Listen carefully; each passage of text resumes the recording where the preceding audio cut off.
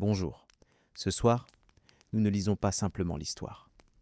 Au lieu de cela, nous nous retrouvons involontairement transportés dedans. Soudain, vous vous retrouvez en Angleterre médiévale, sans avertissement ni guide, entouré de visages inconnus qui sentent que vous n'appartenez pas à cet endroit. Ce n'est pas un monde de chevaliers romancés et de contes. C'est un monde de réalités difficiles, comme des pots de chambre, du pain rassis et des coutumes sociales strictes qui pourraient vous causer des ennuis si elles ne sont pas respectées. Vous luttez avec la langue, perdez vos affaires et faites semblant de connaître des saints dont vous n'avez jamais entendu parler pour passer chaque jour. Si vous aimez vous immerger tranquillement dans l'histoire, n'hésitez pas à aimer et à vous abonner à la vidéo seulement si cela vous apaise. Partagez dans les commentaires d'où vous regardez et l'heure actuelle, car il est toujours rassurant de voir jusqu'où ces histoires résonnent. Maintenant, éteignez les lumières, peut-être allumez un ventilateur, et mettez-vous à l'aise. Commençons par vous réveiller dans une époque incorrecte. À votre réveil, le silence est palpable, contrairement au bourdonnement numérique habituel ou aux bruits urbains. Mais une étrange immobilité règne dans un monde dépourvu de confort moderne. L'air est humide, votre environnement est sombre. Lentement, vos yeux s'habituent à l'obscurité, révélant de faibles contours d'arbres, de mousse et peut-être une lueur lointaine de feu. En tendant la main vers votre téléphone, vous réalisez qu'il n'y a aucune connexion, seulement le silence de la nuit ancienne. Avec seulement 3% de batterie restante et un écran de verrouillage qui semble soudainement être le dernier lien avec votre propre monde, vous prenez une profonde inspiration. L'odeur inconnue dans l'air, terreuse, fumée, pas exactement désagréable mais simplement inconnue, transporte des senteurs de bois brûlé, de feuilles humides, de fumier et d'un arôme musqué que vous ne parvenez pas à identifier. C'est l'odeur d'un monde intact, non modifié par les pratiques modernes de sanitation. Félicitations, vous n'êtes plus au Kansas. Vous vous trouvez dans la campagne anglaise, et à en juger par l'absence de routes en pierre, de clôtures ou de cheminées, il semble que vous ayez voyagé plusieurs centaines d'années en arrière, probablement en Angleterre médiévale, au XIVe siècle. La blague de la machine à voyager dans le temps a perdu tout son humour, et il est maintenant nécessaire de trouver un plan.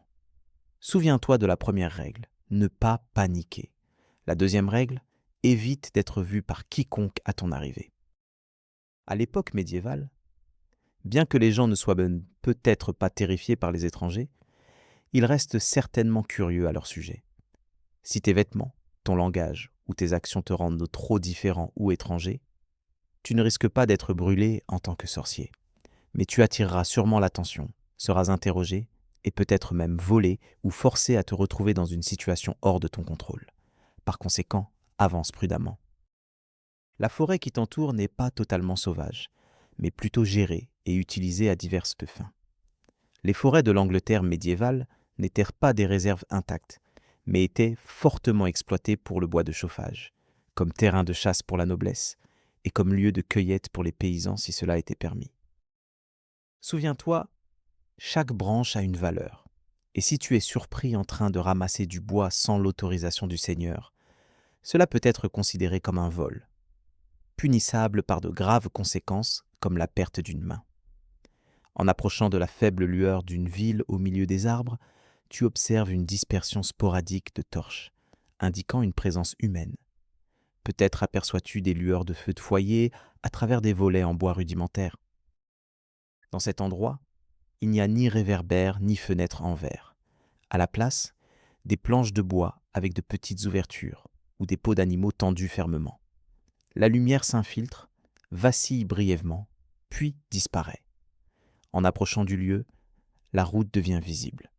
Elle n'est pas pavée, ni même pavée de pierre. Juste de la boue compactée, marquée par des traces de chariots et parsemée de flaques d'eau.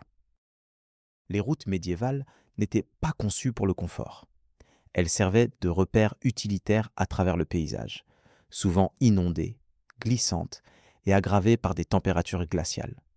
Malgré vos efforts pour garder l'équilibre, vos chaussures modernes et pointues se couvrent rapidement de saleté. Vous choisissez de les enlever et de les ranger discrètement avec vos chaussettes. Les vêtements sont essentiels.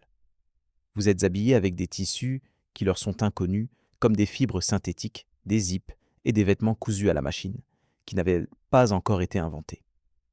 Entrer en ville, en portant un jean et un sweatshirt, vous marquerait sans aucun doute comme un étranger, malgré votre attitude amicale.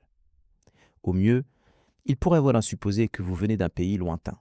Au pire, il pourrait vous percevoir comme un fou fugitif. Alors, vous adoptez l'approche prudente en vous déguisant comme le ferait un voyageur dans le temps. En dissimulant votre tenue contemporaine dans les bois, en enterrant votre téléphone au fond de votre sac et en fixant votre sweat à capuche à un arbre. Vous vous déshabillez jusqu'à porter une chemise thermique qui pourrait passer pour une tunique en lin, vous coiffez de manière rustique et vous appliquez un peu de terre sur le visage, visant un aspect légèrement amaigri.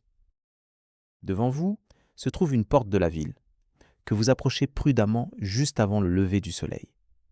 À cette époque, les portes de la ville étaient généralement utilisées non pas pour confiner les habitants, mais pour exclure les animaux et les criminels. Beaucoup de villes appliquaient un couvre-feu signalé par le son d'une cloche au crépuscule. L'entrée non autorisée après la tombée de la nuit était strictement interdite, sauf en cas de raison valable. Si vous aviez arrivé plus tôt, vous auriez peut-être été repoussé ou même verbalisé. Cependant, maintenant, avec la première lumière de l'aube diffusant une teinte bleue douce, le ciel devient rose alors qu'il touche le sol recouvert de givre. L'activité s'agite dans la ville à votre arrivée, en compagnie d'un petit groupe composé de marchands, de paysans et peut-être de pèlerins. Vous vous fondrez dans le paysage sans être remarqué. La rue étroite et boueuse est bordée de maisons penchées à des angles étranges, construites avec des ossatures en bois remplies de boue et de paille. Des toits de chaume couvrent les bâtiments, et l'air porte l'odeur de bois brûlé et d'excréments d'animaux. Des poules courent sur votre chemin, évitant de peu d'être écrasées. Les habitants ont un rythme de sommeil particulier, la plupart prenant une première sieste, se réveillant la nuit pour entretenir le feu, prier ou converser tranquillement, avant de retourner dormir une seconde fois. Le concept d'un cycle de sommeil continu de 8 heures n'était pas courant à cette époque, considéré comme moderne et peu fréquent. En passant devant ce qui semble être un atelier de forgeron, vous remarquez des murs couverts de suie, l'odeur de fer et de sueur, une étable et une échoppe proposant du pain rassis et une marmite en ébullition dégageant un parfum d'oignon et de désolation. L'absence de reconnaissance de la part des habitants est rassurante. Cependant, ils finiront inévitablement par remettre en question votre identité. Pendant le Moyen Âge, tout le monde était affilié à une maison, une guilde, une paroisse ou un métier, et les individus de passage étaient inconnus. Sans réseau auquel appartenir, on était exposé à des activités criminelles, à la détention ou à des soupçons injustifiés. Par conséquent, vous préparez mentalement votre réponse. Se prétendre pèlerin est le choix le plus sûr, car les pèlerins étaient nombreux et venaient de divers endroits. En inventant un village à 400 miles de là, vous espérez qu'il reste inconnu des locaux. En hochant poliment la tête lorsqu'un contact visuel s'est établi, vous évitez de serrer la main, une coutume qui n'est pas encore répandue. Vous limitez la conversation au minimum et essayez de dissimuler votre accent autant que possible, inhabituel. Votre grammaire se dégrade, vous parlez doucement et souriez faiblement. Soudain, quelqu'un vous tend un morceau de pain. Bien qu'il soit sec, dense, principalement au seigle, peut-être mélangé avec de l'orge et de la farine de haricots, il est chaud. Vous le mâchez lentement, montrant silencieusement votre gratitude, essayant de paraître moins déplacé, comme quelqu'un qui est arrivé à l'improviste. Par ce simple acte de manger, vous parvenez à passer la première heure, mais la journée ne fait que commencer. Moins d'1 heure s'est écoulée, et vous vous sentez déjà comme une personne différente. C'est ainsi que les choses fonctionnent ici. Pas besoin de passeport, d'identification ou de vérification de antécédents, juste des histoires. En Angleterre médiévale, le récit que vous tissez devient votre bouclier. Le temps est précieux. Vous choisissez rapidement un mensonge. Vous affirmez que vous êtes un pèlerin. Vous partagez cette histoire inventée avec un garçon d'écurie. Lorsqu'il vous demande votre destination, vous hésitez brièvement avant de répondre Canterbury. Ce n'est pas en raison de croyances religieuses, mais parce que c'est le seul site de pèlerinage médiéval qui vous vient à l'esprit sur le moment. Cette réponse le satisfait, et il reprend son travail avec de la paille, acceptant votre nouvelle identité. Vous êtes maintenant devenu un pèlerin en route pour rendre hommage à la relique de saint Thomas Becket, l'archevêque assassiné célèbrement en 1170 dans la cathédrale de Canterbury. Son martyre a transformé la ville en l'un des lieux saints les plus populaires d'Europe. Des gens de divers horizons y entreprenaient des pèlerinages, cherchant des miracles, l'absolution ou simplement un repos en la présence de Dieu. Cela sert de façade crédible. Les pèlerins étaient une vue courante au Moyen-Âge, voyageant entre les villes, logeant dans des auberges et des monastères, parfois en groupe, parfois seuls selon les circonstances. Certains arboraient la coquille Saint-Jacques, symbole de Santiago, tandis que d'autres portèrent des bâtons en bois ou des jetons provenant de sanctuaires antérieurs. La majorité était démunie, certains étaient malades, quelques-uns étaient des fugitifs, et tous étaient fatigués. En rejoignant leur rang, vous vous retrouvez mêlés à la tromperie, non seulement avec des étrangers, mais aussi avec vous-même. Intérieurement, vous maintenez ce mensonge en adoucissant ses aspérités. Supposément originaire d'un village reculé, vous voyagez seul en raison de la maladie de votre cousin. Le voyage vers Canterbury est motivé par le rêve de votre frère, et vous êtes en mission pénitente pour un péché non divulgué. Votre connaissance du latin ecclésiastique est suffisante pour donner de l'authenticité à vos prières murmurées. Votre récit inventé vous permet d'obtenir un hébergement en tant que moine en robe grise dans un prieuré modeste. Celui-ci entend votre histoire et vous accueille sans poser trop de questions. Imperturbable face à votre accent étrange ou à votre connaissance limitée des Écritures, il comprend que les pèlerins portent souvent une aura de particularité. Affirmant avoir été à pied pendant des semaines, vous êtes cru, car la fatigue est une vue courante. Vous êtes guidé vers ce qui peut à peine être décrit comme une pièce, mais plutôt une section d'un hall froid où 3 autres pèlerins dorment à proximité. La symphonie de ronflements et de murmures de sommeil emplit l'air, vous incitant à resserrer votre cape en laine empruntée, en essayant d'ignorer la présence de punaises de lit. À l'époque médiévale, les hospices et les monastères servaient de sanctuaires, où les voyageurs pouvaient prendre se reposer sans échange d'argent.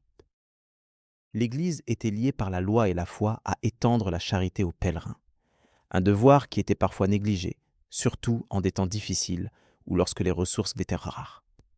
Néanmoins, la plupart offraient de maigres dons comme du pain rassis, un peu de potage et un espace sur le sol, près d'un foyer.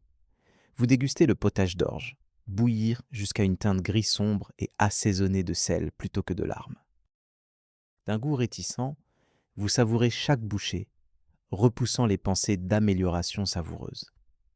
Bien que des épices aient existé à cette période, elles restent hors de portée, car même une pincée de poivre coûte cher. Dans ce cadre médiéval, les objets que vous possédez sont anciens et usés. La cuillère que vous utilisez est commune, essuyée sur un tissu en lambeaux, tandis que votre bol, fait de bois éclaté, semble plus ancien que des documents historiques comme la Magna Carta. Accompagné d'autres pèlerins, chacun avec ses propres fardeaux et récits, vous trouvez du réconfort dans la compréhension partagée de la raison pour laquelle vous êtes tous ici. Participer à un pèlerinage au Moyen-Âge servait non seulement de voyage religieux, mais aussi de moyen d'avancement social et d'évasion de sa réalité. Alors que vous peinez à dormir, vous réfléchissez à la fluidité de l'identité à cette époque où l'authenticité peut être façonnée pour correspondre au récit que l'on présente, tant que cela s'aligne avec la société basée sur la confiance qui prévaut ici. Le lendemain commence tôt avec le son des cloches annonçant le début de la journée. Vous vous trouvez dans un monastère frais, participant à des rituels inconnus pour vous, entouré d'autres chantant de manière similaire. Le petit déjeuner consiste en une simple ration de pain, et l'on vous presse à continuer votre route, car les pèlerins ne sont pas censés tarder. Dehors, la ville qui s'éveille fourmille d'activités, les vendeurs installant leurs étals, vendant divers produits comme des fruits, des outils et de la viande. Au milieu de cette scène, vous passez devant une boucherie, essayant de détourner le regard. Après avoir observé trop longtemps le carcasse de porc sans tête suspendu à un crochet en fer solide, vous avez remarqué la présence de mouches qui se rassemblent. La viande avariée était courante ici en raison du coût élevé du sel. La fraîcheur était un luxe rarement rencontré. En se rappelant une vidéo historique, il était mentionné que la plupart des villes médiévales tenaient des marchés, généralement une fois par semaine, où les villageois échangeaient des biens comme des œufs, du fromage et des légumes racines. Les prix fixes étaient inconnus et tout était sujet à négociation, impliquant souvent des monnaies comme des deniers en argent et des demi-deniers. Réalisant qu'il n'avait rien à échanger contre des fournitures de nécessaire, pas même une pièce de monnaie, il se souvenait de la montre-bracelet nichée dans une manche en laine, un objet sans importance dans un monde où le temps était marqué par des cloches, des prières et la position du soleil.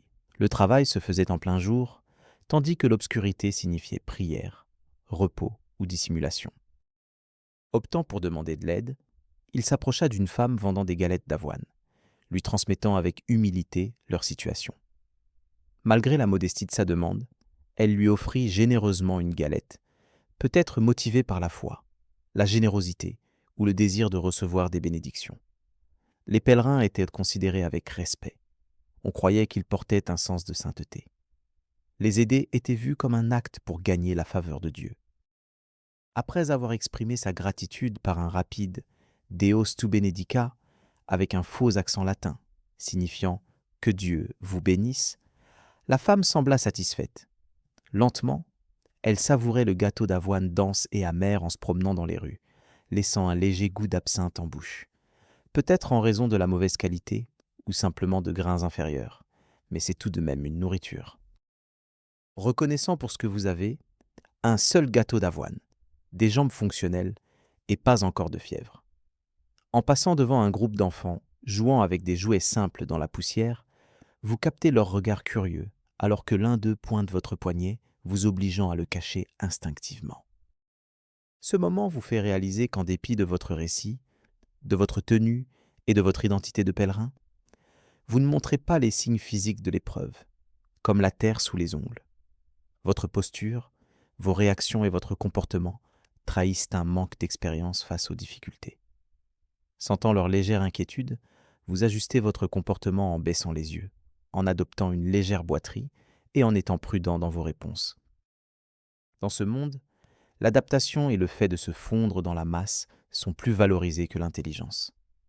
Ce soir-là, vous trouvez un abri dans une grange offerte par un fermier bienveillant en échange de travaux de bois, que vous acceptez immédiatement. Malgré la formation de cloque, à cause du travail, tu réalises que l'indifférence du fermier face à ta douleur reflète la norme de la souffrance et du labeur. Niché dans la paille pour échapper au froid, tu racontes ton histoire inventée d'être un pèlerin solitaire du nord en route vers Canterbury, avec les vastes étoiles indifférentes au-dessus, te conduisant à reconnaître la facilité du mensonge à l'époque médiévale. En te réveillant au son des oiseaux et à un coup endolori, tu te retrouves allongé sur un lit de paille déplacé avec une brindille qui te pique dans l'omoplate. En te tournant avec lenteur et en chassant les moucherons, tu ouvres les yeux sur un ciel nuageux et les branches épaisses des chênes. Il n'y a pas de toit au-dessus de toi, seulement des branches d'arbres et de la brume.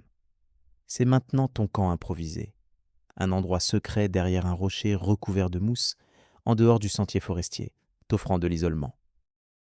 Il était fortuit que le parent du fermier, peut-être sa femme, t'ait offert un emploi pour t'aider à ramasser du bois de chauffage et des herbes. Affamé et désespéré, tu as accepté sans connaître tous les détails. Aujourd'hui, tu es chargé de cueillir, un métier avec ses propres règles. En ces temps médiévaux, la forêt n'est pas une terre publique, mais considérée comme la propriété de quelqu'un. Chaque zone boisée en Angleterre appartient soit à un noble, soit est revendiquée par la couronne, ou fait partie d'un domaine. Il faut se rappeler que vous ne possédez pas les glands, les lapins ou les brindilles tombées que vous ramassez. Bien que la collecte de bois de chauffage puisse sembler innocente, être surpris avec un mauvais tas dans un endroit inapproprié pourrait entraîner des sanctions telles que des coups, des amendes ou même un tatouage. Les lois forestières ont émergé suite à la conquête normande et ont été étendues sous des souverains comme Henri II pour protéger les zones de chasse réservées à la haute société. En particulier, Les forêts royales étaient strictement interdites, même aux paysans voisins. Les sanctions pour infraction étaient sévères, comprenant la pendaison pour le braconnage de cerfs, la mutilation pour la pose de pièges et la flagellation pour la coupe d'arbres. Pour respecter les règles, il faut faire preuve de discrétion, en restant dans les limites extérieures et en évitant les chemins tracés. Il faut porter un couteau émoussé et un sac auparavant utilisé pour l'orge, et ne ramasser que des brindilles, des branches et des ronces sèches tombées, en évitant toute coupe ou tronçonnage. Dans la forêt paisible du matin, emplie du bruissement des écureuils et des appels d'oiseaux lointains, la solitude est appréciée. Les cueilleurs les plus habiles sont ceux qui se fondent parfaitement dans le paysage. Cependant, la tranquillité ne signifie pas sécurité, car la forêt abrite toujours des menaces telles que des sangliers, des guêpes et surtout d'autres humains. En entendant un bruit derrière soi, le cœur s'accélère, même si ce n'est probablement qu'un cerf. Des bandits rôdent dans ces bois, les utilisant comme refuge naturel. Ces individus, y compris des cerfs évadés, des bandits et des déserteurs de la milice, mènent une vie rude, attaquant les voyageurs et disparaissant dans la végétation. La portée des forces de l'ordre ne s'étend pas loin dans ces régions reculées, laissant les victimes sans recours en cas de vol. Par conséquent, il est impératif de rester discret et d'agir rapidement. Outre la collecte de bois de chauffage, on recueille également des herbes sauvages, selon les instructions de la femme du fermier, qui a fourni une liste avec des marques inconnues, mais des noms prononcés comme achillée, armoise, verrue, cerfeuil, consoude et plantain. Ces herbes familières ne servent pas seulement à la cuisine. Elles sont aussi utilisées comme remède, répulsifs contre les insectes, et possèdent elles-mêmes, pour certains, des propriétés mystiques. En les rassemblant soigneusement dans des petits sacs en tissu, vous murmurez leurs noms doucement, mêlant prière et souvenir. Malgré la sensation piquante d'une plaque d'ortie sur tes mains, tu continues vaillamment sans te plaindre.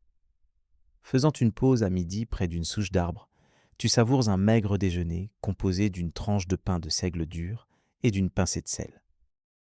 En buvant de l'eau d'un ruisseau voisin, le goût terreux te fait hésiter, sachant que cela pourrait avoir des conséquences plus tard.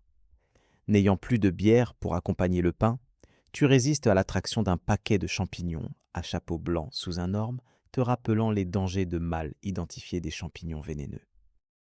En traversant des fourrés dans l'après-midi, tes jambes se griffent et tes genoux sont humides de l'eau des marais. Une manche déchirée te rappelant de la réparer si tu croises une aiguille. Ta cape, déjà usée jusqu'à la corde, et ta tunique, dégageant un mélange d'odeurs désagréables, reflètent les défis rencontrés tout au long de la journée. En passant une journée entière à ramasser dans la forêt, tes pensées s'égarent. Tu réfléchis à l'expérience de vivre ainsi au quotidien, une réalité pour certains individus. Dans des villages pauvres, les veuves, les orphelins et les paysans sans terre comptent souvent sur la cueillette pour compléter leur alimentation. Pour certains, la cueillette devient leur principale source de revenus, en récoltant des herbes et du bois de chauffage à vendre au marché. Ces travailleurs de la forêt manquent de respect, considérés presque comme des vagabonds, seulement reconnus lorsque leurs ressources sont nécessaires. Pourtant, leur savoir est vaste. Ils savent quel arbre produit la sève la plus pure, quelle racine traite la fièvre, et quelle mousse est le meilleur pour guérir les blessures. Leur sagesse se transmet oralement, au risque de se perdre à jamais.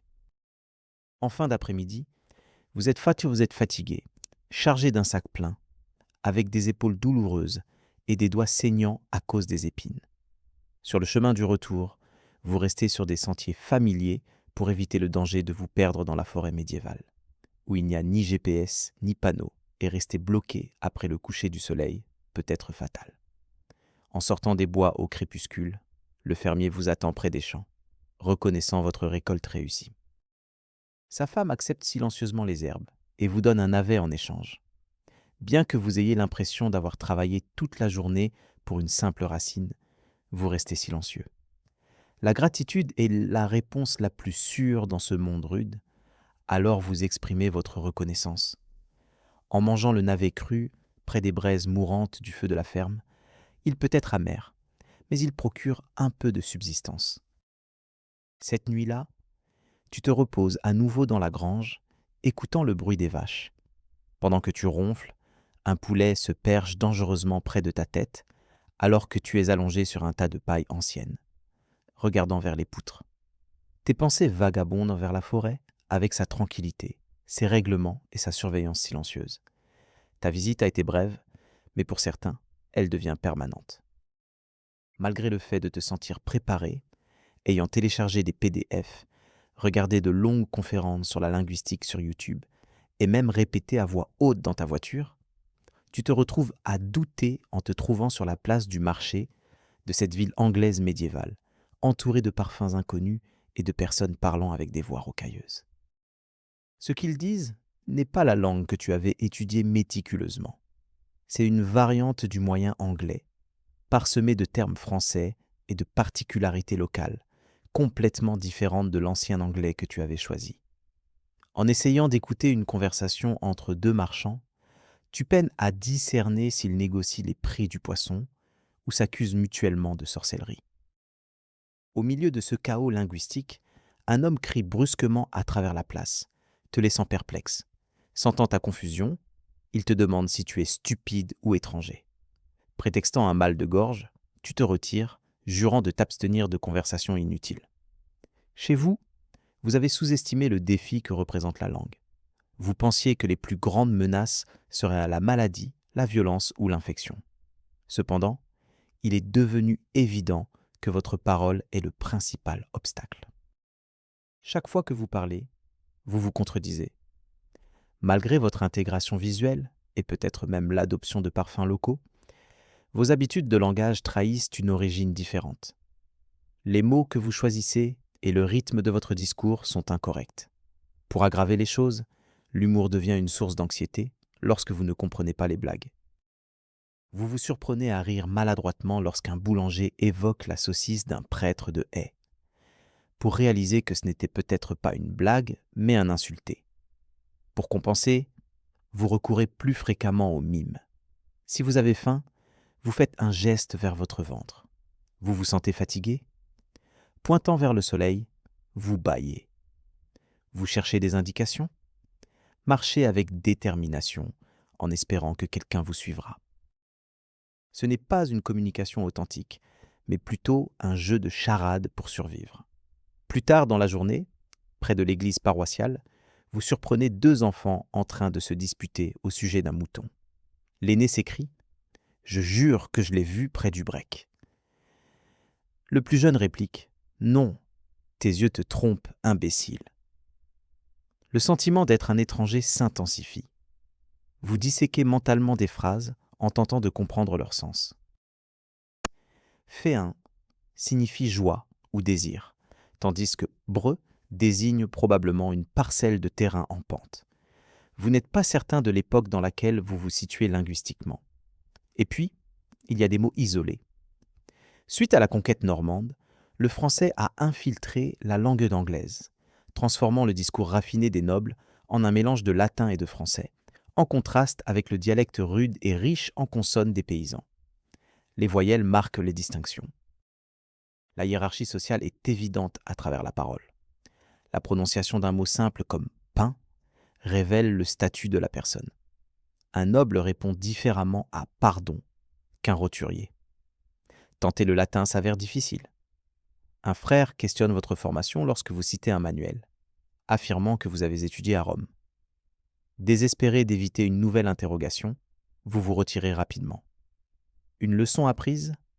N'utilisez le latin qu'en prière et laissez les autres parler. Une rencontre confuse dans une boutique de cuisine aboutit à un échange inattendu concernant le paiement d'un pâté.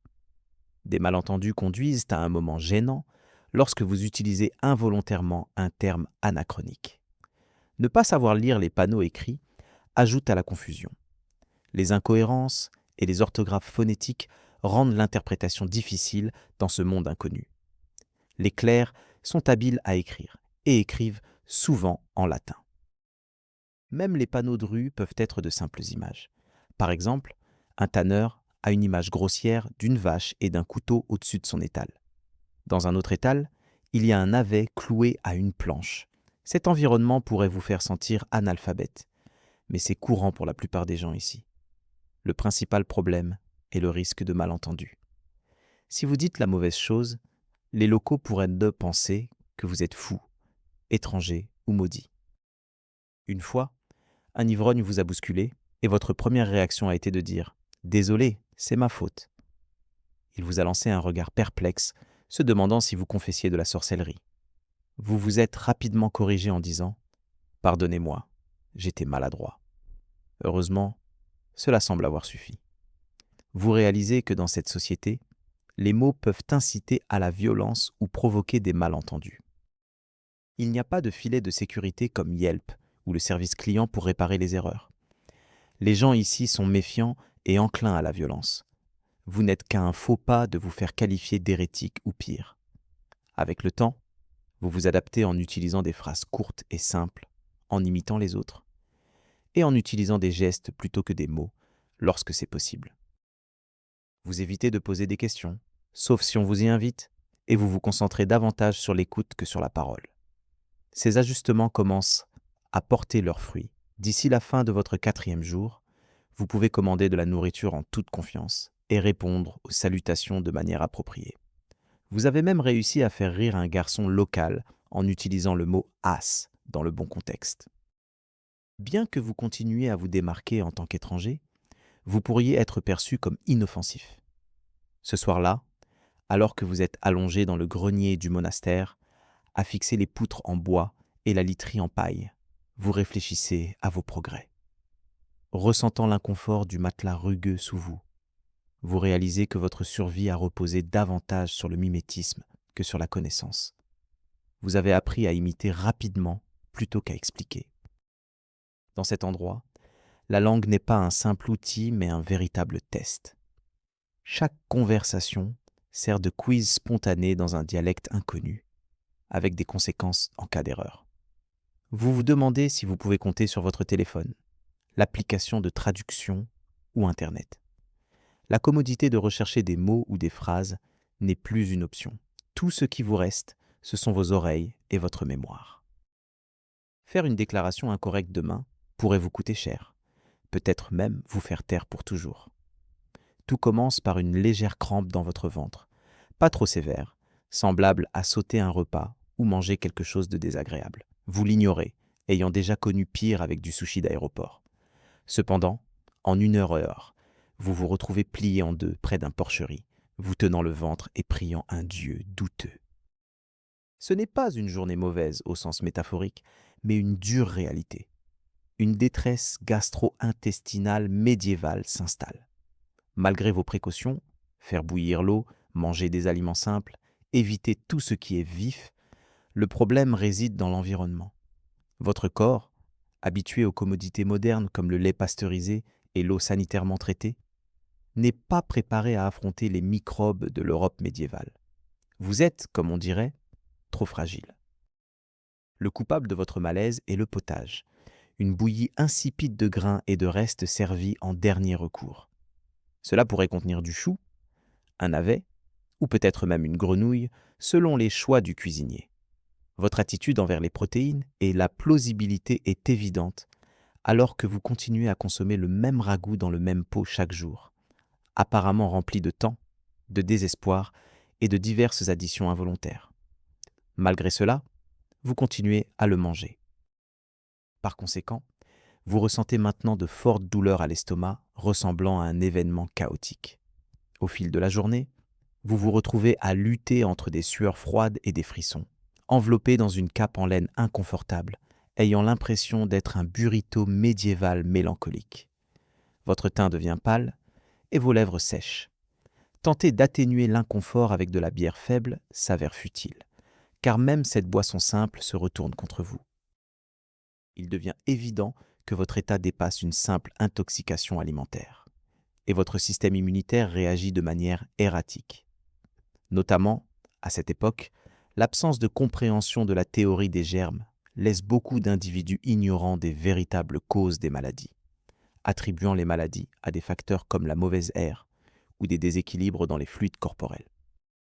Les méthodes de traitement varient considérablement, allant de la saignée à la purge, ce qui conduit de nombreuses personnes à se remettre ou à disparaître sans connaître la cause de leur maladie. Se réveiller le lendemain matin en vie, mais groggy, vous place dans une position plus favorable par rapport à beaucoup de vos pairs. En rencontrant une religieuse le matin, vous vous retrouvez à vous effondrer près d'un couvent dominicain, semblant épuisé et fragile. La religieuse offre son aide sans hésitation, vous examinant attentivement avant de vous administrer un remède amer, rappelant l'écorce d'arbres trempés. Dans le monde médiéval, la combinaison de vinaigre et de tristesse est difficile à supporter. Malgré votre instinct de le rejeter, une personne expérimentée vous calme doucement et vous l'ingérez à contre-cœur sans vomir. Elle n'interroge pas sur votre identité, ni ne prévient personne de votre présence. Au lieu de cela, elle applique un tissu rugueux sur votre front, tout en murmurant une prière en latin que vous avez du mal à comprendre. Parmi les bribes que vous saisissez, il est question de miséricorde, de guérison et de la fragilité de l'humanité. Vous hochez la tête avec lassitude, trouvant cette dernière remarque particulièrement appropriée. Dans cette époque, bien que les pratiques médicales soient rudimentaires, la bonté est profondément ancrée dans la société, notamment au sein de l'Église. Les institutions religieuses maintiennent des installations médicales de base et ont souvent des personnes, comme des hospitaliers dans les monastères, qui prennent soin des malades, même ceux en dehors de leur communauté. Le principe d'hospitalité est profondément respecté, et heureusement pour vous, vous recevez des soins sans avoir à payer. De plus, vous découvrez que vous n'êtes pas le seul à souffrir dans cette ville. De nombreuses personnes sont atteintes de diverses affections, créant un environnement propice à la contagion. L'hygiène n'est qu'un concept, la propreté est saisonnière, et les soins médicaux sont improvisés. Néanmoins, les gens parviennent à survivre à ces conditions difficiles. Au cours des jours suivants, votre mobilité est gravement limitée. Une âme compatissante vous permet de vous reposer sur un matelas de paille près du mur, offrant un bol modeste de bouillon que vous avez du mal à avaler. La fatigue imprègne tout votre être, vous donnant l'impression d'être complètement épuisé, comme si même vos os étaient fatigués. Chaque articulation vous fait souffrir. Votre colonne vertébrale semble avoir été roulée en pente et votre souffle sent comme si vous aviez festoyé avec des oignons dans une tombe. Vous suspectez que personne n'a changé vos vêtements pendant que vous étiez inconscient. Un geste pour lequel vous exprimerez votre gratitude plus tard. Lorsqu'enfin vous parvenez à vous tenir debout, sans tomber, le son parvient à vos oreilles. C'est la cloche de la tour qui sonne 6 fois, signalant midi. Le temps n'est pas indiqué par des montres ou des applications en cet endroit, mais par le carillon des cloches. Il y a 7 heures canoniques, chacune servant de jalon sacré. Vous les découvrez involontairement. Vous vous transformez en un être de cloches, de faim, de bruits intestinaux et d'hallucinations occasionnelles de Saint-Pierre chevauchant une chèvre en flammes. Eh bien, peut-être que cette dernière partie a été influencée par la fièvre. Au 3e jour, vous progressez vers une marche lente.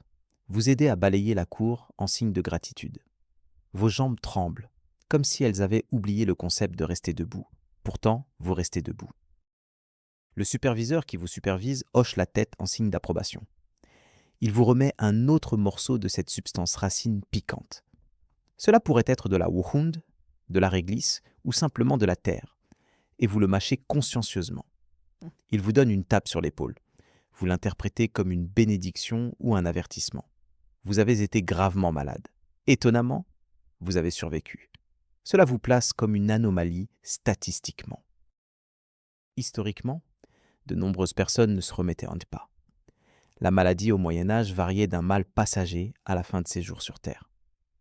Les taux de mortalité infantile étaient choquants. L'espérance de vie moyenne était d'environ 35 ans, fortement influencée par la mortalité infantile. Si l'on dépassait l'âge de 10 ans, les chances de vivre jusqu'à 50 étaient relativement bonnes.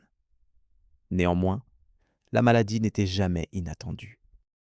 Elle était une compagne constante, une partie de l'existence. On l'anticipait, on la supportait.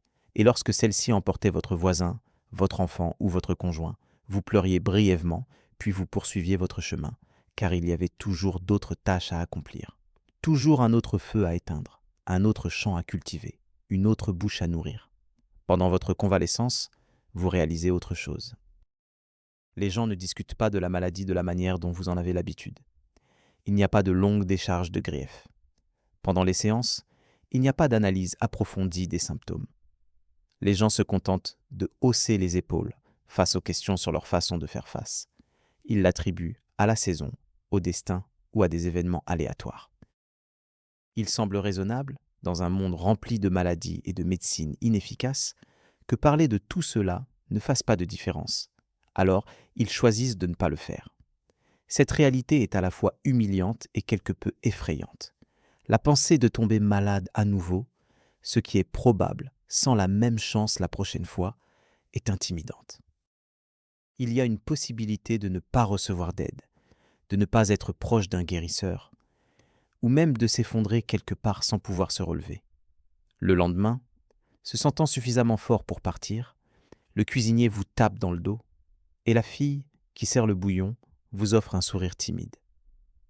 En essayant d'exprimer votre gratitude dans la langue locale, cela ressemble probablement plus à une confusion, mais il ne vous corrigera pas. En quittant la cuisine, vous sortez dans la lumière vive du matin, légèrement voûté, extrêmement reconnaissant, et un peu plus léger dans vos poches. Chaque parfum est intensifié. Le pain, la fumée, le fumier, la sueur.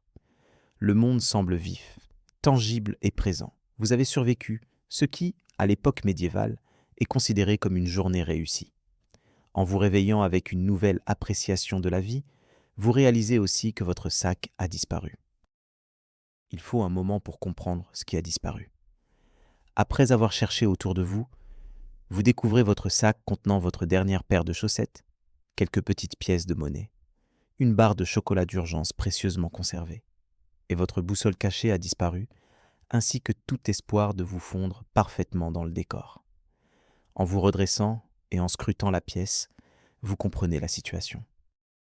Le matin venu, vous vous retrouvez debout dans une ruelle arrière d'une ville où vous êtes un étranger et insignifiant. Le son d'une cloche qui sonne peut être entendu au loin. À proximité, un vendeur fait la promotion bruyamment du chou, sa voix semblant capable de attendrir la viande. La vie continue, mais pas la vôtre telle qu'elle était prévue. Il est évident que vous avez été victime d'un vol, mais personne ne montre la moindre inquiétude. Il n'y a ni force de l'ordre, ni service d'urgence dans cette ville. Seul un BEF est présent, dont la principale tâche est de s'assurer que les impôts soient payés, plutôt que d'aider à retrouver des possessions perdues. Lorsque vous mentionnez votre situation à une femme en train de balayer son seuil, elle se contente de hausser les épaules et de commenter « Bienvenue en ville ». Un frier local écoute avec compassion, offre une prière pour votre sacoche disparue et suggère que cela pourrait être considéré comme la volonté de Dieu. Le mot « voler » dit à un boulanger provoque des rires, non pas parce qu'il doute de vous, mais parce que le vol est une occurrence courante dans cette ville médiévale. Le vol n'est pas un événement inhabituel dans ce contexte. La boue, une mauvaise hygiène dentaire et les incendies inattendus sont considérés comme normaux. Tout le monde fait face à des difficultés financières et à la désespérance, ce qui conduit à croire que les objets laissés sans surveillance sont à prendre librement. Les habitants sécurisent leurs biens en les attachant à leur ceinture, en les dissimulant dans des poches secrètes ou même en les cousant dans leurs vêtements. Les marchands riches embauchent souvent des garçons pour agir comme des alarmes plutôt que comme des apprentis, tandis que même les religieuses sont prudentes avec leur porte-monnaie.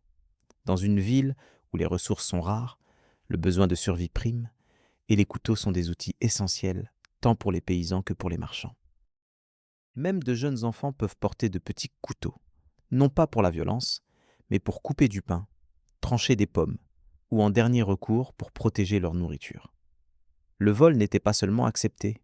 Dans de nombreux cas, il était anticipé. Vous finissez par revenir à l'auberge où vous résidez, après avoir récemment récupéré de votre première mésaventure gastronomique de l'époque médiévale. Vous racontez à nouveau l'incident du vol, cette fois en y ajoutant un peu plus de théâtralité et une touche de tristesse, adoptant une humeur plus mélancolique.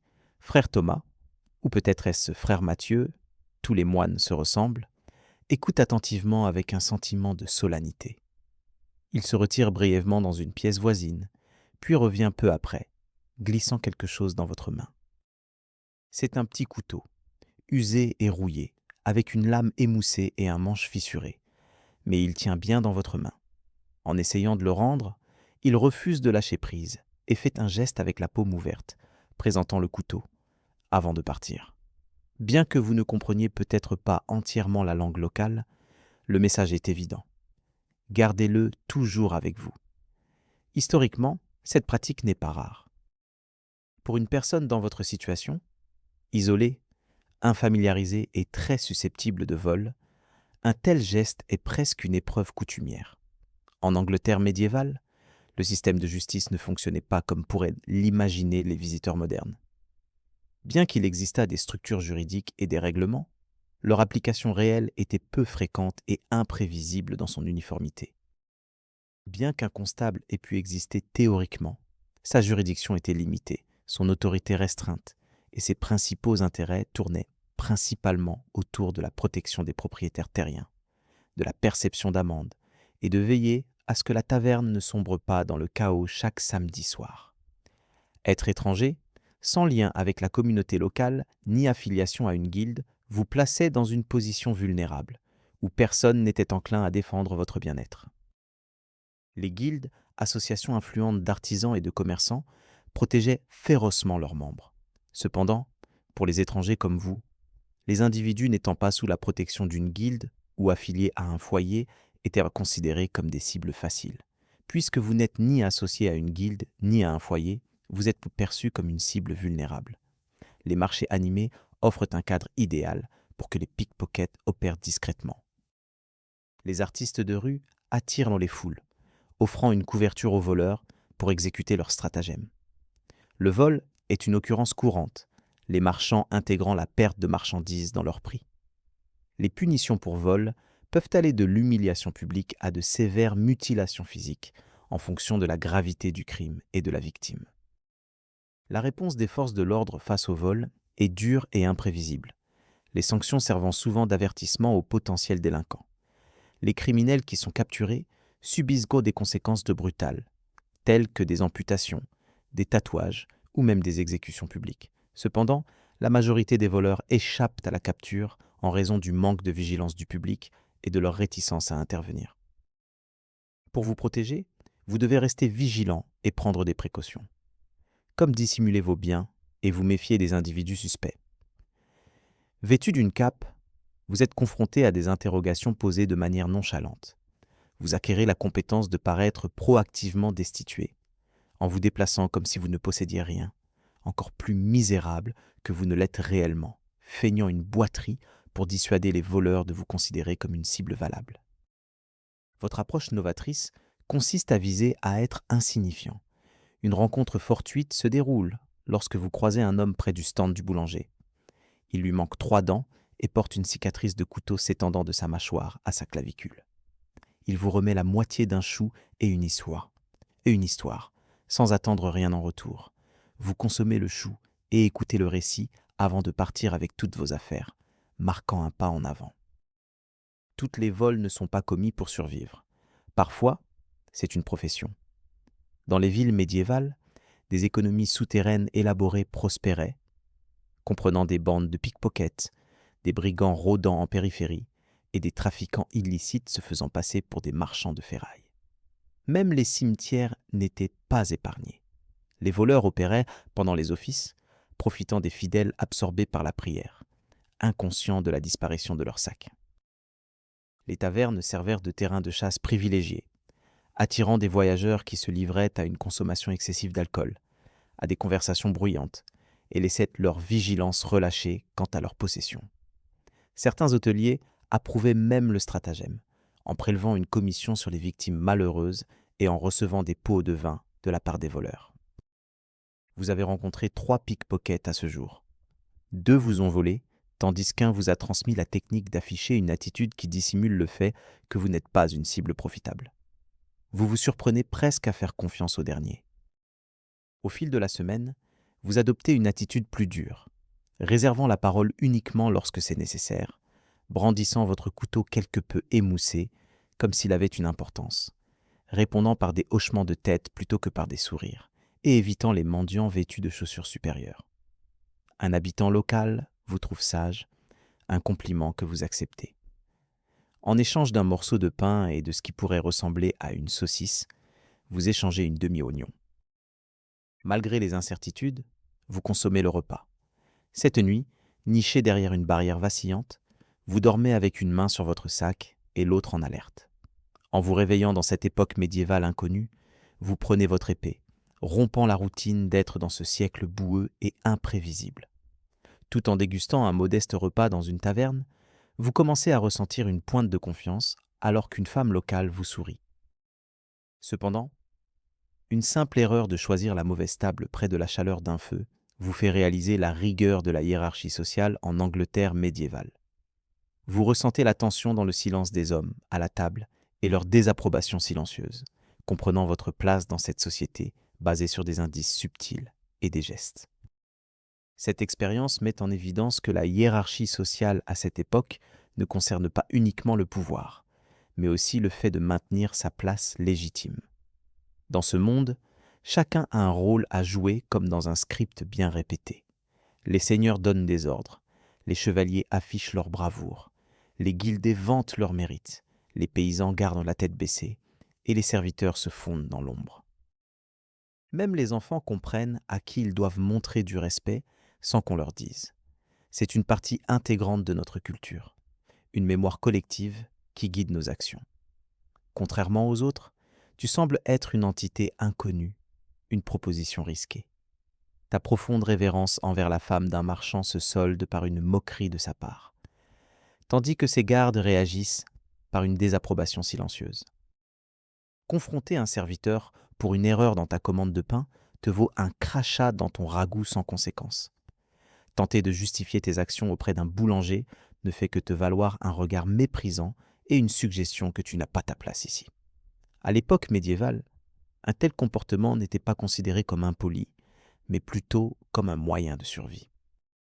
La structure rigide de la société, dépourvue de CV ou de carte d'identité, déterminait la position sociale d'une personne par son habillement, son discours et son attitude. Toute déviation par rapport aux normes risquait de déstabiliser l'ensemble du système. La plupart des gens naissaient et mouraient dans leur classe sociale assignée, avec peu de possibilités d'avancement ou de changement. Monter dans la hiérarchie sociale était rare, généralement réalisé par le service dans l'église ou dans l'armée sur plusieurs générations. Un homme nommé Will vous rencontre près de la forge, percevant votre manque de compréhension des règles sociales. Il vous donne quelques conseils pour éviter de blesser involontairement quelqu'un à l'avenir. Une règle importante qu'il partage est de s'abstenir de toucher quiconque vêtu de soie, même s'il est en détresse. Cette recommandation inattendue vous laisse réfléchir aux implications. Il suggère de prier pour eux s'ils ont besoin d'aide, en restant à une distance respectueuse. Les couleurs sont des symboles importants. Les capes bordées de fourrure indiquant le pouvoir, le bleu et le violet désignant la noblesse, le vert signifiant l'acceptabilité, sauf s'il est trop luxueux, et le lin étant acceptable uniquement s'il est récemment lavé. Il souligne également que vous avez marché de manière incorrecte, mentionnant que votre démarche est trop lâche et trop confiante, manquant de la douceur et de la déférence nécessaires lorsqu'on rencontre des personnes de rang supérieur. Ils promettent de vous aider à corriger votre comportement, ce qu'ils parviennent en partie à faire plus tard dans la journée en essayant d'accéder à l'eau propre ou presque propre du puits public.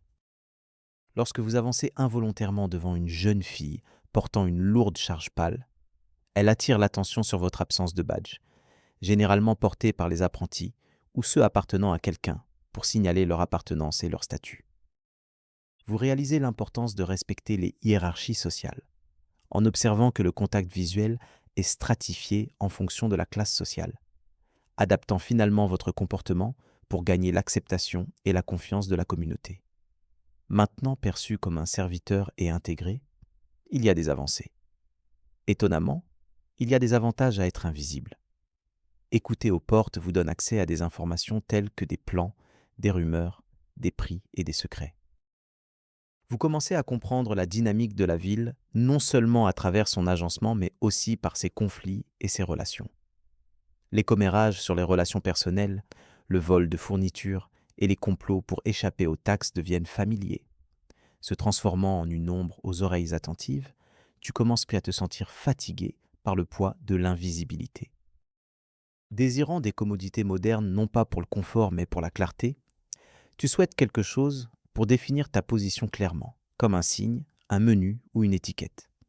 Incertain de ta place dans la société, qu'elle soit noble, guildée, cléricale, paysanne ou pèlerine, tu existes comme une lacune dans le système établi, accepté mais pas digne de confiance, une personne en vêtements empruntés. Une nuit, alors qu'un garçon te bouscule accidentellement dans l'obscurité et t'appelle Loworn, exprimant frustration et outrage, tu trouves étonnamment du réconfort dans le fait d'être reconnu. Perché sur une courte barrière en pierre, mâchant un aliment dont on dit qu'il est rare, tu dévoiles involontairement ta boussole en tentant de t'orienter vers le nord pour récupérer tes affaires cachées dans la forêt voisine. La discrétion et la précision de la boussole contrastent avec les directions médiévales confuses, dépendant d'instructions vocales. Cependant, ta tentative de subtilité échoue lorsqu'un garçon passant remarque la boussole, la prenant pour un bijou et te questionne avec curiosité. Entre la France et un sentiment de curiosité, tu refermes fermement la boussole et la remets rapidement dans ta tunique. Mais il est déjà trop tard, car quelqu'un appelle déjà à l'aide, peut-être son oncle ou un rumeur local. En peu de temps, une petite foule se rassemble autour de toi, te regardant comme si tu avais soudainement poussé une seconde tête et commencé à réciter des vers en latin. Une femme fait le signe de la croix, tandis qu'un homme murmure à propos de magie mystérieuse de l'Est. Au loin, un prêtre commence à se diriger dans votre direction. Vous vous éloignez nonchalamment, sans aucun signe de fuite, juste à un rythme soutenu. C'est votre signal pour être prudent. Rien ne trahit davantage un étranger que de révéler un objet que personne ne peut identifier. Même les objets modernes les plus ordinaires, comme une lampe de poche, une fermeture éclair ou un bouton en plastique, peuvent que susciter la suspicion. Ce n'est pas toujours parce qu'ils sont effrayants.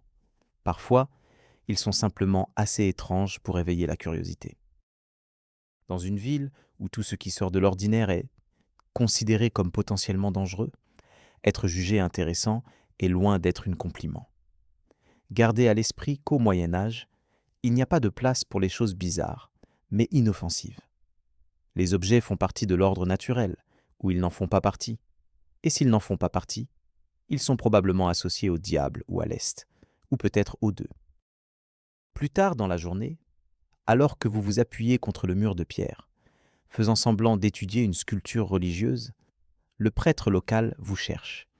Il n'est pas confrontationnel, simplement curieux, peut-être trop curieux. Il s'enquiert de vos origines, auxquelles vous répondez simplement « lointain ». Il demande ensuite quelle est votre occupation, et vous mentionnez être un pèlerin. Curieusement, il s'interroge pour savoir si les pèlerins portent couramment des boussoles qui émettent une lueur fin dans la lumière du soleil et tournent comme si elles étaient enchantées. Sentant que la conversation devient inconfortable, vous changez de sujet, mais il insiste. Historiquement, les prêtres étaient souvent les personnes les plus instruites de la ville. Ils savaient lire, avaient accès à des textes anciens, et surtout, disposaient de beaucoup de temps. De plus, ils étaient chargés de maintenir les normes morales et spirituelles, ce qui signifiait souvent décider qui était considéré comme acceptable dans la communauté. Au XIVe siècle, les menaces étaient grandes, bien que les procès de sorcières n'étaient pas encore courants. L'Église suspectait des hérétiques, des sorciers et des étrangers, se fiant à de simples murmures ou à un malaise comme preuve, plutôt qu'à des preuves concrètes. Cette nuit-là, tu t'aventures profondément dans la forêt, au-delà des buissons de baies et des orties familiers, jusqu'à atteindre ta cachette secrète. En creusant avec une pierre, tes mains engourdies révèlent des allumettes étanches, une boussole de secours, une barre protéinée et une fiche de contact d'urgence qui, ironiquement, ne comporte pas de contact pertinent. Tu décides d'enterrer la boussole et la barre protéinée, ne conservant que les allumettes, prêt à raconter une histoire sur l'apprentissage des astuces pour faire du feu avec du silex auprès d'un frère si l'on te questionne. À l'époque médiévale, prétendre venir d'un lieu lointain accordait un bref moment d'acceptation. mais les gens exigeaient rapidement des détails et considéraient la vague comme suspecte. Pour éviter toute suspicion, tu adoptes une attitude plus calme et plus respectueuse, feignant l'inconfort et attribuant ton ignorance à une pénitence lorsque l'on te presse pour des détails. Sur un ton sérieux, il est considéré que le mystère est un choix préférable à l'erreur. Il est important de reconnaître que de nombreuses personnes malveillantes ne manquent pas d'intelligence. Elles possèdent des connaissances sur leur environnement, discernant l'apparence des couteaux, les caractéristiques de l'étirement du tissu et la façon dont les fils devraient naturellement se défaire. La couture inhabituelle de ton sous-vêtement attire leur attention. Lorsque vous l'expliquez comme une création d'un moine, le scepticisme émane d'eux, car les moines ne cousent généralement pas de cette manière. Un boulanger examine la qualité lisse de vos bottes, notant les semelles en cuir moderne faites exprès pour paraître rustiques. En commentant le tannage inhabituel, vous mentionnez rapidement quelque chose à propos de bœufs exotiques. Un marchand examine la corde synthétique qui maintient votre ceinture, testant sa durabilité et s'informant sur son origine. Vous improvisez, l'attribuant à une plante rare des régions du Nord, ce qui suscite encore plus sa curiosité. La toile de mensonges que vous avez tissée commence à se défaire. Finalement, vous êtes étiqueté comme un mystique, mais pas nécessairement avec admiration. Cette épithète vous est attribuée suite à un incident où vous avez soigné le genou éraflé d'un enfant avec du vin et des bandages propres, sans aucune magie. Cependant, la rapide guérison de l'enfant suscite des soupçons, entraînant des ragots parmi les voisins. Votre réputation évolue, et vous êtes perçu comme quelqu'un possédant des connaissances mystiques, un danger potentiel. Bien que l'étiquette de mystique puisse parfois être acceptée, surtout si l'on est âgé, réservé et profondément religieux, vous ne correspondez à aucune de ces catégories. Jeune, étranger et peu familier avec le saint, approprié à invoquer lorsqu'une personne éternue, vous vous démarquez. Le véritable danger réside dans le fait d'être intrigant, une qualité qui ne présage généralement rien de bon dans la société médiévale. Ceux qui attirent l'attention sont étroitement surveillés, soumis à des interrogatoires et à des procès, ce que vous souhaitez éviter à tout prix. En conséquence, vous commencez à dissimuler plus que vos biens. Vous enterrez votre vrai moi, vos récits et vos manières. Vous assimilez les expressions locales, vous familiarisez avec les saints vénérés, adoptez des vêtements plus simples et inventez une phrase « Je vais où le Seigneur me mène », qui est ambiguë, pieuse et suffisamment déroutante pour décourager toute question supplémentaire. Évitez de poser trop de questions. C'est une pratique courante. Un jour, en parcourant le marché, vous observez quelqu'un d'inconnu. Cette personne se distingue en portant des sandales en hiver et en arborant un manteau visiblement neuf. Demandant le prix d'une tarte couramment en latin, elle ressemble à un personnage d'un manuel scolaire. Le vendeur semble perplexe, ce qui vous pousse à prendre vos distances. Vous pensez qu'elle s'adaptera ou non, mais ce n'est pas votre affaire. Avec le temps, vos instincts sont devenus aiguisés. Si quelque chose attire votre attention, vous le cachez. Si quelqu'un vous regarde fixement, vous vous éloignez. Lorsqu'un prêtre offre un sourire chaleureux, vous préparez une stratégie de sortie. Vous savez dans quel passage chercher refuge et quel chien éviter. Vous connaissez aussi quel vendeur de pain n'exploite pas les pèlerins avec de nombreuses questions. Dormir avec un couteau et prier sincèrement sont devenus une routine. Vous avez informé 5 personnes de votre voyage vers Saint-Jacques-de-Compostelle, bien que vous n'ayez jamais vu de carte de l'endroit. Néanmoins, vous projetez de la confiance, conscient de l'importance de préserver votre crédibilité. La survie dépend désormais de la préservation de votre réputation, en évitant suspicions, mensonges et influences modernes. D'ici la fin de la semaine, vous avez acquis une réputation de figure réservée et étrange venant de l'Est, peut-être touchée par des forces divines. Pourtant, personne ne vous menace, ne vous interroge devant les autorités ou ne découvre vos biens cachés. À l'époque médiévale, cette absence de conflit est considérée comme un triomphe. Vous devenez habile à disparaître discrètement. Bien que vous traversiez encore des chemins boueux en vêtements modestes, vous avez perfectionné votre capacité à vous fondre dans la foule, en abandonnant votre aura moderne.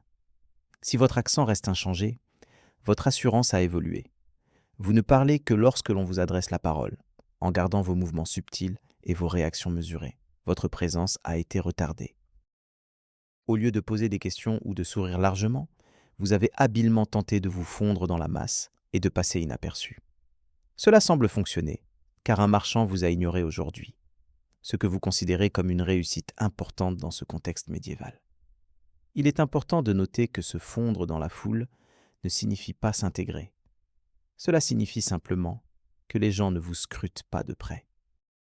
Au XIVe siècle, être invisible est la meilleure option pour un étranger. Ce processus commence par votre apparence physique. Vous vous êtes affiné, révélant vos côtes, et vous vous déplacez désormais de manière plus délibérée, en harmonie avec le flux de la foule du marché.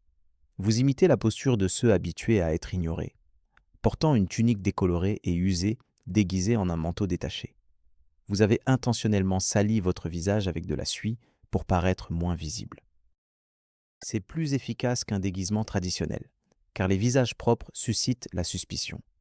Vous avez également appris à parler moins et à écouter attentivement, en percevant les nuances de la conversation sans nécessairement comprendre chaque mot. Vous répétez des bribes d'actualité locale lorsque c'est approprié, en les attribuant à vos voyages, et personne ne remet en question la véracité de vos récits, car tout le monde est au courant des rumeurs en voyage. Ayant appris ce qu'il faut éviter de dire, vous évitez de parler de prix, de mesures ou de dates, et vous abstenez de mentionner des chiffres incertains. Des mots comme kilomètre, café ou mardi ne sortent pas de votre bouche, sauf si quelqu'un d'autre les prononce. Des expressions comme ça a du sens ou pas de problème ont été bannies de votre vocabulaire. Alors qu'autrefois répondre par bien sûr suscitait des réactions étonnées, vous répondez maintenant simplement par très bien en hochant la tête. Vous vous surprenez à hocher fréquemment la tête. Cependant, parfois, les gens vous regardent encore avec suspicion. Cela pourrait être dû à la propreté excessive et à la douceur de vos mains, ou peut-être parce que vous sursautez au son d'une toux. Cela pourrait même venir de votre apparente absence de sens de l'orientation. Néanmoins, ces regards sceptiques deviennent de plus en plus fugaces. Les gens ont des préoccupations plus pressantes que vos idiosyncrasies, telles que le temps, le dernier décret de l'évêque ou le coût croissant de l'orge. Vous ne représentez pas une source d'inquiétude pour eux, suscitant à peine leur curiosité. Vous considérez cela comme un petit triomphe. Une routine s'est installée dans votre vie quotidienne. Se lever tôt, faire la queue au marché pour un bouillon médiocre, éviter discrètement l'homme qui a tenté de vendre les cheveux de sa femme, aider à décharger des caisses au port en échange d'une maigre portion de poisson, pour la rendre ensuite en réalisant qu'il n'est pas adapté. Vos tentatives de barater avec les boulangers échouent le souvent, vous obligeant à vous contenter de croûtes.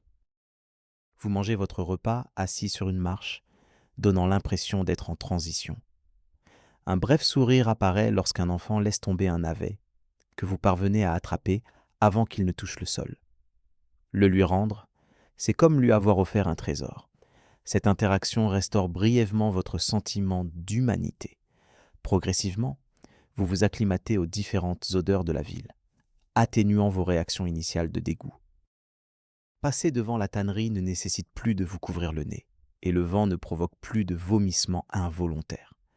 Monter la colline s'accompagne de l'odeur des latrines. La vue d'animaux beings dépecés en plein air ne vous fait plus vomir. Maintenant, vous plissez simplement les yeux et accélérez le pas. Progrès. Un passant vous désigne comme un pèlerin. C'est la première fois que ce terme est utilisé sans doute. Il vous demande votre destination. Vous répondez Santiago. Puis, vous ajoutez prudemment « finalement ».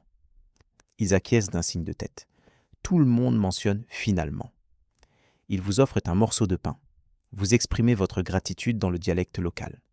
Le temps du verbe est incorrect, mais cela suffit. Ils vous invitent à vous asseoir. Vous obéissez et restez 1 heure. Vous n'êtes pas un étranger. Vous êtes simplement un autre voyageur. Une personne aux pieds douloureux, sans argent et avec des histoires qui ne sont pas encore prêtes à être partagées. Appuyé contre un mur, vous mâchez du pain rassis à côté d'un individu dont vous n'avez pas réussi à attraper le nom. Un silence confortable s'installe. Vous écoutez le son des cloches d'église et observez des poules se chamailler dans la boue. Vous pourriez presque vous convaincre que vous vous adaptez ici. Presque. Cependant, ce n'est pas le cas. Vous aspirez à vos chaussures, à la glace, au dentifrice, à des bandages appropriés et à la capacité de dire « j'ai faim » sans craindre le vol ou la moquerie. Vous souhaitez être compris. Pas seulement vos mots, mais votre monde. La façon dont les gens discutaient autrefois des films, des week-ends, des supermarchés, des problèmes de voiture et des plans pour l'anniversaire.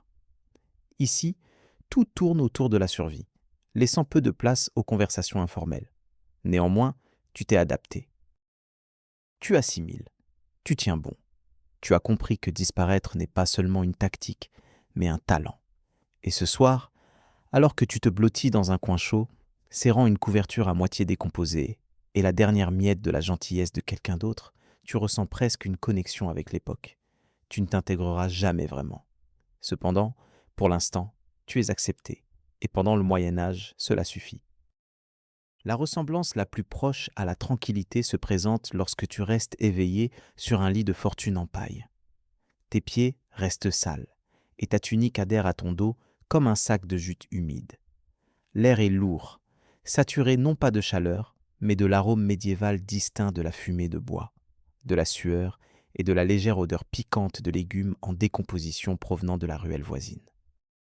Se tournant de côté, vous cherchez un endroit confortable parmi la paille qui ne vous piquera ni ne vous égratignera contre le mur, où des créatures à jambes pourraient errer. Vos yeux se ferment alors que vous tentez de conjurer des pensées de chez vous. Pas une personne ou un lieu précis, mais un robinet. Vous imaginez un robinet moderne et élégant distribuant de l'eau froide et pure à la demande. Votre esprit vagabonde vers des pensées d'hygiène dentaire, d'assainissement, de produits de soins personnels et de nécessités de base comme des chaussettes. Soudain, le cocorico d'un coq interrompt votre rêverie. Avec un grognement qui reflète les protestations de votre corps douloureux, vous vous levez pour affronter un autre matin. En réfléchissant à votre voyage, vous reconnaissez que, bien que vous n'ayez peut-être pas prospéré ni intégré sans problème la culture locale, vous avez enduré des journées remplies de saleté, d'anxiété, de maladies et de revers. Vous avez réussi à chercher de la nourriture, à fabriquer une façade latine, à créer une fausse histoire, à dissimuler vos gadgets technologiques, à échapper à un danger imminent et à découvrir votre capacité à somnoler malgré le son des cloches, la présence de puces et les patrouilles imposant le couvre-feu. Mais pas tous en même temps. Le défi dépasse désormais la simple survie. C'est une lutte pour maintenir votre santé mentale.